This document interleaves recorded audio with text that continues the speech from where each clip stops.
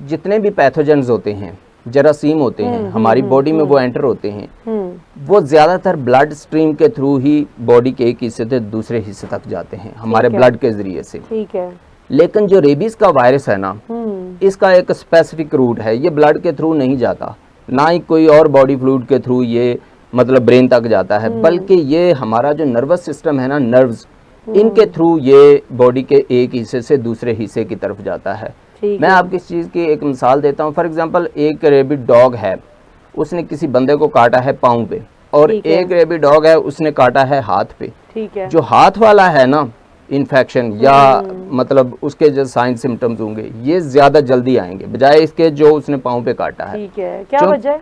इसकी वजह यह है कि चूंकि रेबीज का वायरस जो है ना, ये नर्वस सिस्टम के थ्रू जाता है। इसकी दो टाइप्स की मूवमेंट आप कह सकते हो सकती है, एक सेंट्रीपिटल, एक सेंट्रीफ्यूगल जो होती हैं। ठीक है। सेंट्रीपिटल मतलब वो बहुत ही स्लो चलता है।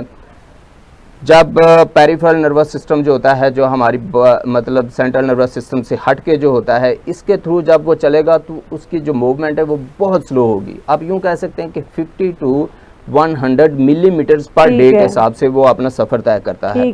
और फॉर एग्जांपल वो पाँव से ऊपर की तरफ आ रहा है तो उसको टाइम ज्यादा लगेगा। लेकिन अगर हाथ के, चूंकि ब्रेन करीब है हाथ के, लेकिन पाँव के ब्रेन जो है वो ज्यादा दूर है, तो इस वजह से जो हाथ के करीब काटेगा उसका जो वायरस होगा वो ब्रेन के पास ज्यादा जाएगा, जल्दी जाएगा, और ब्रेन को वो फिर क्या करेगा, इन्फेक्ट करेगा और ब्रेन के अंदर स्वेलिंग कर देगा। जो ब्रेन स्टेम होगा उसकी स्वेलिंग हो जाएगी।